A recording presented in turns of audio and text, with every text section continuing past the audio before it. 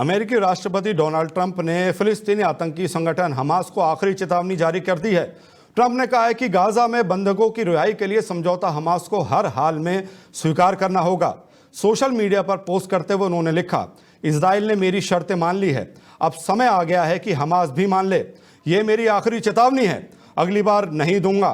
उनके बयान के तुरंत बाद हमास ने कहा कि वो अमेरिकी पक्ष के विचारों के बाद बातचीत की मेज पर बैठने को तैयार है।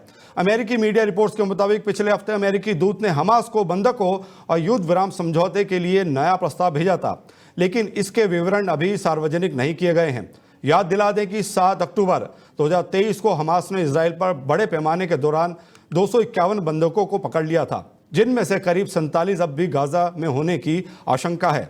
इधर गाजा में इसराइल का हमला और तेज हो गया है। पिछले 3 दिनों में 3 बड़े आवासीय टावरों को ध्वस्त कर दिया गया है।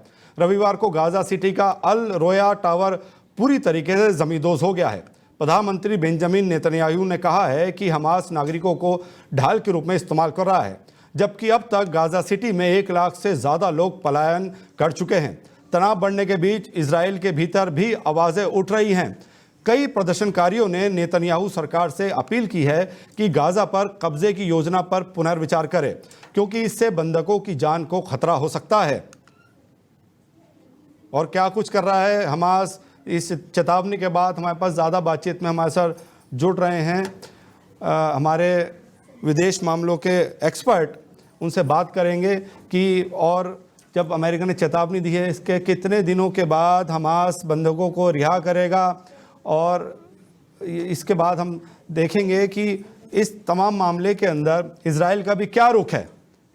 और हमारे साथ ज़्यादा बातचीत में संदीप चौधरी हमारे साथ जुड़ गए हैं। संदीप जी, बहुत बहुत स्वागत है आपका डेली 24 भारत पर। धन्यवाद आपका। अमेरिका की आखिरी चेतावनी हमास को लेकर क्या कहेंगे? देखिए, जिस तरीके से हमास पर लगातार शिकंजा कसता जा रहा है और अमेरिका का सख्त होना कहीं ना कहीं हमास का और ऐसे आतंकी संगठनों का जो पहले से आतंकवाद के लिए जाने जाते हैं उनके लिए मुश्किल हो सकती है। और अगर अमेरिका टाइट हो जाता है, जिस तरीके से अमेरिका धमकी दे रहा है, तो मुझे लगता है हमास को जो इस हमास जैसे जो आतंकी संगठनों को शरण देने वाले जो देश है उन सब के लिए मुश्किल खड़ी हो सकती है। जी, लेकिन इस सारी बातचीत के पीछे पहले भी युद्ध विराम हुआ था इजराइल हमास के बीच, लेकिन फिर युद्ध चालू हो गया था, क्योंकि सवाल वही था पहले भी कि हमास ने अभी भी पूरे जो बंधक थे उनको रिहा नहीं करा था। अब क्या स्थिति आखिरी चेतावनी के बाद, क्या हमास वाकई इनकी बात मानेगा और बंधकों को रिहा करेगा? देखिए, बिल्कुल मुझे लगता है अमेरिका की बात हमास मानेगा, अदरवाइज चीजें ज्यादा मुश्किल होती चली जाएंगी। और अमेरिका को कहीं ना कहीं आज उन चीजों को भी भुगतना पड़ रहा है, जिस तरीके से जितने भी दुनिया के अंदर आतंकवादी संगठन खड़े हुए हैं उनको खड़े करने में कहीं ना कहीं जो प्रारंभिक एक पहल होती है, जो शुरुआत होती है, उसमें अमेरिका मदद करता है और बाद में जाकर वो चीज अमेरिका की गले की फांस बन जाते हैं। लेकिन हाँ, ये भी मैं मानता हूँ कि अमेरिका इतना समर्थ है। आपने देखा किस तरीके से ओसामा बिन लादेन का खात्मा उन्होंने अफगानिस्तान और पाकिस्तान में आकर के किया। तो मुझे लगता है कि हमास कहीं ना कहीं झुकेगा और जो रिहाई करनी है जिनकी बंधकों की, उनकी रिहाई होगी। जी, एक बात और मैं आपसे जानना चाह रहा था कि इजराइल आपका क्या रुख है, क्या वो, जबकि ट्रंप कह रहे हैं कि इजराइल मेरी बात मान गया है, तो वो क्या बातें जो इजराइल मान गया है और हमास की तरफ आखिरी चेतावनी दे डाली अमेरिका ने? देखिए, जो इजराइल की बात मानने वाली बात आती है वो ये है कि इजराइल भी जो ऐसे कंट्री है उन पे लगातार अटैकिंग मोड में रहता है, हमले करता रहता है। तो कहीं ना कहीं अमेरिका उनको ये समझा सकता है कि इजराइल अभी थोड़ा शांति से काम लेगा और शांति बरतेगा, तो मेरे ख्याल से एक ऐसा माहौल क्रिएट किया जाएगा जिसमें बंधकों की रिहाई आसान होगी। एक बात और देखने वाली है कि अमेरिका रशिया और यूक्रेन युद्ध रोकने में अभी तक नाकाम रहे हैं, तो अब उन्होंने इजराइल और हमास की तरफ रुख करा है, तो क्या यहाँ उनको सफलता प्राप्त होगी?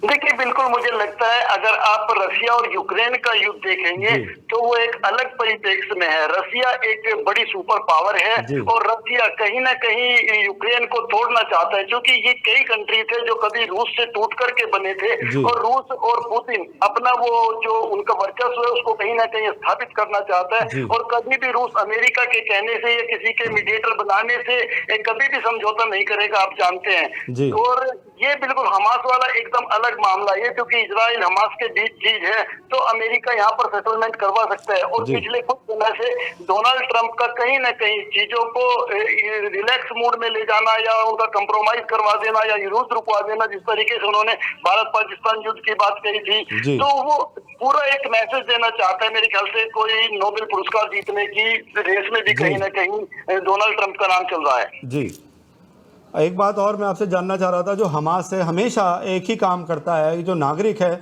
उनको अपनी ढाल के रूप में उनको आगे ले आता है, जिसकी वजह से जो आम नागरिक मारे जा रहे हैं और इल्ज़ाम आता है कि अमेरिका और इजराइल मिलकर आम नागरिकों का भी उनको नुकसान हो रहा है।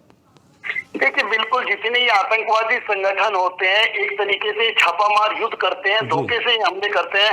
आपको हिंदुस्तान की याद होगी जब हमारा प्लेन हाईजैक करके अफगानिस्तान के कंधार ले जाया गया था, तो कहीं ना कहीं ये लोगों को बंधक बनाने का, हाईजैक करने का, अचानक आपने देखा अभी आपके पहलगांव में जो हमला हुआ था वो किस तरीके से सडनली आतंकवादियों ने हमला किया था। तो ये इसी तरीके के ये युद्ध लड़ते हैं या कहीं इस तरीके के हमले करते हैं। जी, बहुत बहुत धन्यवाद संदीप जी हमसे जुड़ने के लिए। तो ये थे विदेश मामलों के एक्सपर्ट संदीप चौधरी जी, जिनका साफ तौर पे कहना है कि हमास ज़रूर झुकेगा।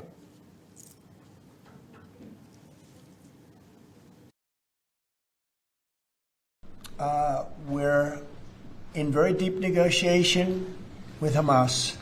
We said let them all out right now, let them all out, and much better things will happen for them.